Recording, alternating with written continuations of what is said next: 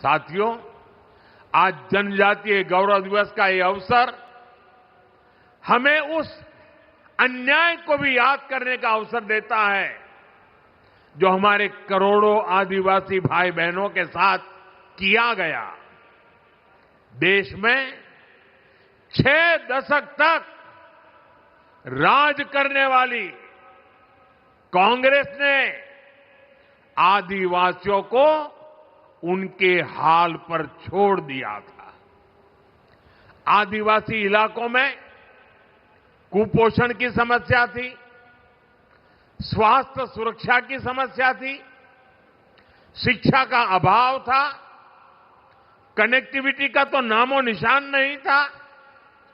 ये अभाव ही एक प्रकार से आदिवासी क्षेत्रों की पहचान बन गई थी और कांग्रेस सरकारें हाथ पर हाथ धरकर बैठी रही। लेकिन साथियों, आदिवासी कल्याण भाजपा की सर्वोच्च प्राथमिकता रही है।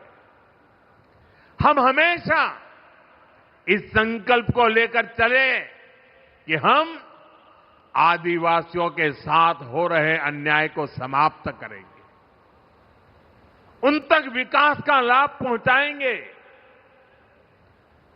देश को आजाद तो 1947 में हो गया था। आदिवासी समाज तो भगवान राम के साथ भी जुड़ा हुआ है, इतना पुराना है। लेकिन 6 दशक तक राज करने वालों को पता ही नहीं था कि इतना बड़ा आदिवासी समाज के विकास के लिए कुछ करने की जरूरत है। साथियों, जब पहली बार अटल बिहारी वाजपेयी प्रधानमंत्री बने, भाजपा की सरकार बनी, तब देश में पहली बार जनजातीय समाज के लिए एक अलग मंत्रालय का गठन किया था। उसके पहले नहीं किया गया। लेकिन अटल जी की सरकार के बाद 10 साल जो कांग्रेस को फिर से काम करने का मौका मिला, तो उन्होंने इस मंत्रालय की उपेक्षा की, पूरी तरह भुला दिया गया।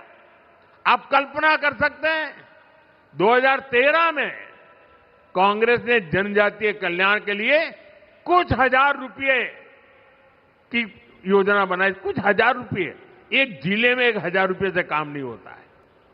हमारी सरकार आने के बाद हमने बहुत बड़ी वृद्धि की, उसके हितों की चिंता की, हमने मंत्रालय के बजट को बढ़ाया और आज जनजातीय मंत्रालय का बजट अनेक गुना बढ़ा करके हमने आज जनजातीय क्षेत्रों के विकास का बीड़ा उठाया है।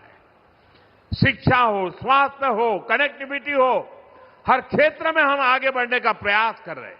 साथियों, एक समय यहां गुजरात में भी आदिवासी इलाकों में स्थिति बहुत अच्छी नहीं थी। हालात ये थी कि अंबाजी से उमरगांव तक पूरे आदिवासी पट्टे में एक भी साइंस स्ट्रीम की स्कूल तक नहीं थी। साइंस स्कूल नहीं थी। डेडियापाड़ा और सागबारा जैसे इलाकों में विद्यार्थियों को आगे पढ़ने का मौका नहीं मिल पाता था। मुझे याद है, जब मैं गुजरात का मुख्यमंत्री था तो मैंने यहां डेडियापाड़ा से ही कन्या केलवनी महोत्सव शुरू किया था। तब बहुत सारे बच्चे मुझसे मिलते थे और वो बच्चे बहुत सपने देखते थे, बहुत कुछ बनना चाहते थे। किसी को डॉक्टर बनने का मन था, कोई इंजीनियर बनना चाहता था, कोई साइंटिस्ट बनना चाहता था।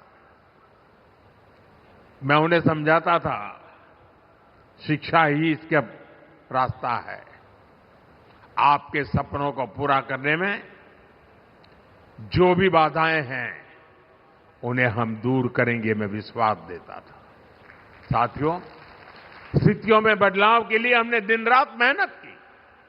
उसी का परिणाम है आज गुजरात के आदिवासी पट्टे में मैं जब मुख्यमंत्री बना उसके पहले जहां साइंस स्ट्रीम की स्कूल नहीं थी, आज उस आदिवासी पट्टे में 10,000 से ज्यादा स्कूल है।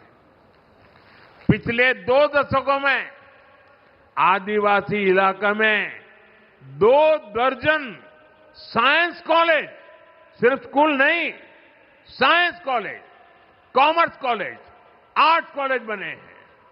भाजपा सरकार ने आदिवासी बच्चों के लिए सैकड़ों हॉस्टल तैयार किए। यहां गुजरात में 2 ट्राइबल यूनिवर्सिटी भी बनवाई। ऐसे ही प्रयासों से यहां भी बड़ा बदलाव आया है। 20 साल पहले जो बच्चे अपना सपना लेकर मुझसे मिलते थे, अब उनमें से कई डॉक्टर और इंजीनियर है, तो कोई रिसर्च फील्ड में काम कर रहा है। साथियों, आदिवासी बच्चों का भविष्य उज्जवल बनाने के लिए हम दिन रात काम कर रहे हैं। बीते 5-6 वर्षों में ही केंद्र सरकार ने देश में एकलव्य मॉडल आदिवासी स्कूलों के लिए 18,000 करोड़ रुपए से ज्यादा खर्च किए। छात्राओं के लिए स्कूल में जरूरी सुविधाएं उपलब्ध कराई गई। इसका नतीजा ये है कि इन स्कूलों में एडमिशन लेने वाले ट्राइबल बच्चों की संख्या में 60% की वृद्धि हुई है।